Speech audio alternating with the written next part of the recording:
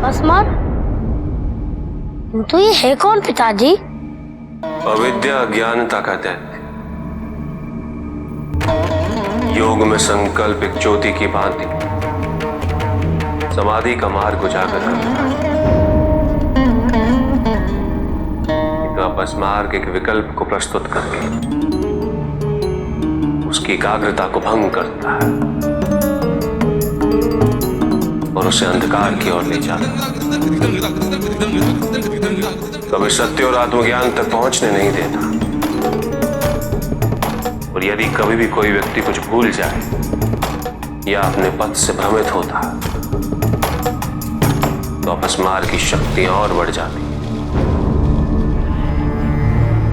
इसका अर्थ ये हुआ पिताजी कि माता की आंशिक स्मृतिहीनता से अपस्मार और भी शक्तिशाली हो गया होगा।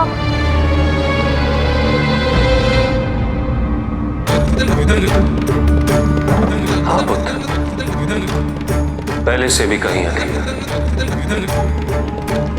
क्योंकि तुम्हारी माता एक साधारण स्त्री नहीं, आदि शक्ति है। उनके भ्रमित होने से अपस्मार को अत्याधिक शक्ति मिल गई होगी। यदि उसे नियंत्रित नहीं किया गया तो वो पार्वती को सत्य तक नहीं पहुंचने देगा, उसे आत्मज्ञान नहीं होने देगा।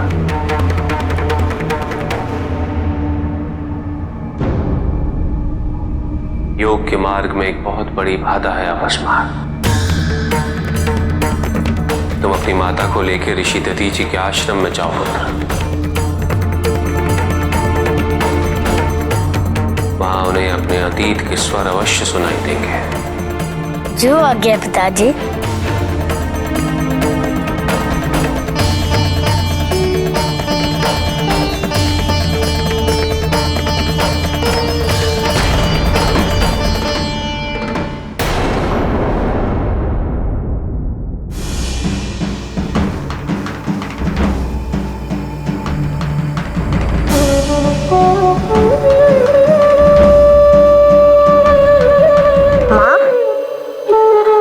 महर्षि दधीचि को सूचित करके आता हूँ।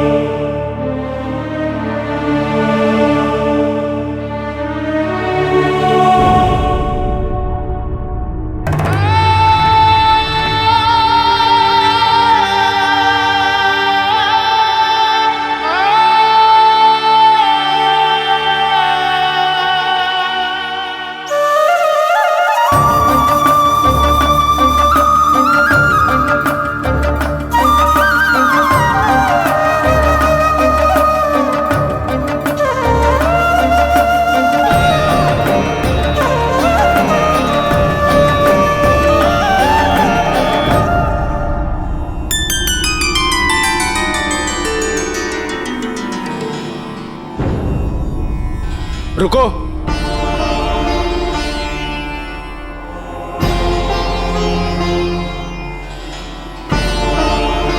बालक, कहाँ जा रहे हो? मुझे महर्षि दधीचि से मिलना है। परंतु वे अभी साधना कर रहे हैं, आप उनसे इस समय नहीं मिल सकते। अरे मुझे पहचानिए, मैं गणेश हूँ और मेरा महर्षि दधीचि से मिलना अत्यंत आवश्यक है और उन्हें बताना है कि माता पार्वती ने अपने स्मृति का एक अंश त्याग दिया है और महादेव के आदेश अनुसार आप उन्हें यहाँ ले आए हैं।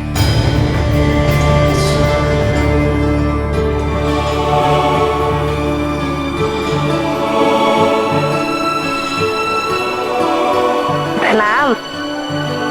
पार्वती नंदन गणेश का स्वागत। मेरे आश्रम में शुभता का आगमन इस भूमि का सौभाग्य है। मैं जानता हूं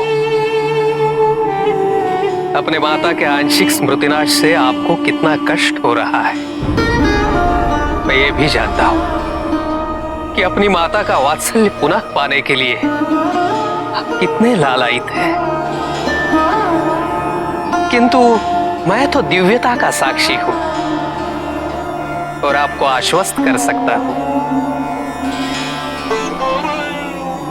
इस लीला के पीछे भी आदिशक्ति का अवश्य कोई प्रयोजन होगा।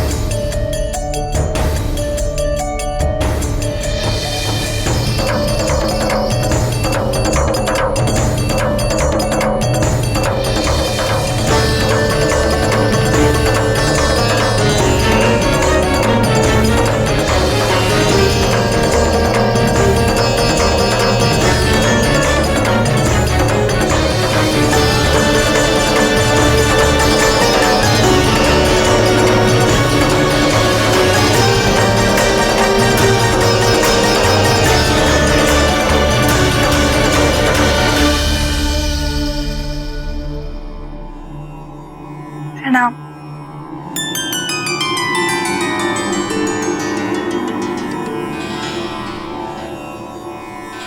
हम दिशा भटक गए थे। मैं दिशा भटक गई। दिशा भटकना ही दिशा को पाना है।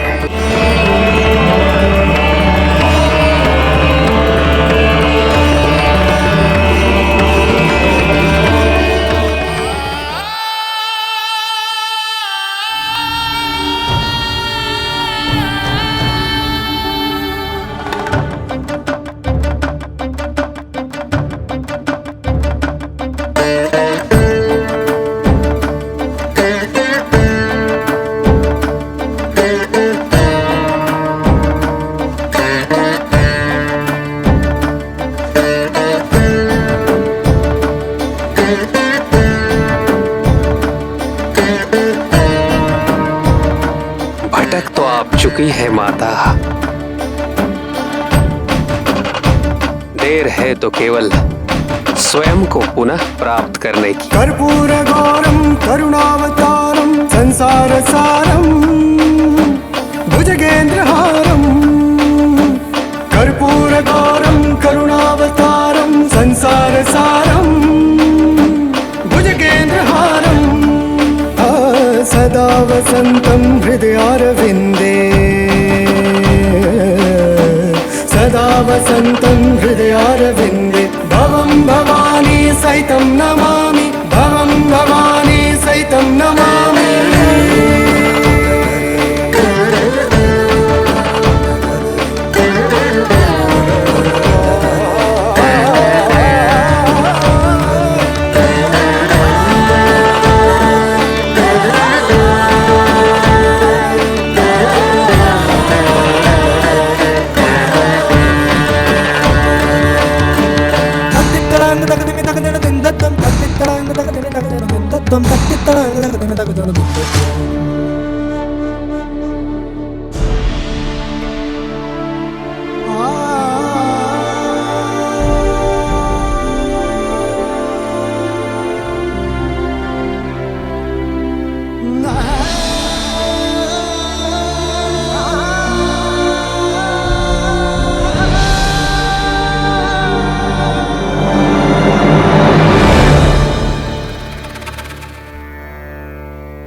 मैं तुम्हारे कितने समीप हूं पार्वती, किंतु ये इतनी सी दूरी भी कितनी बड़ी प्रतीत हो रही है।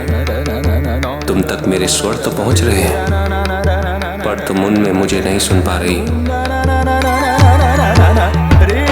तुम्हारे नेत्र मुझसे स्पर्श करते हैं, किंतु तुम मुझे पहचान नहीं रही हो, और इससे बड़ा कष्ट मेरे लिए क्या होगा।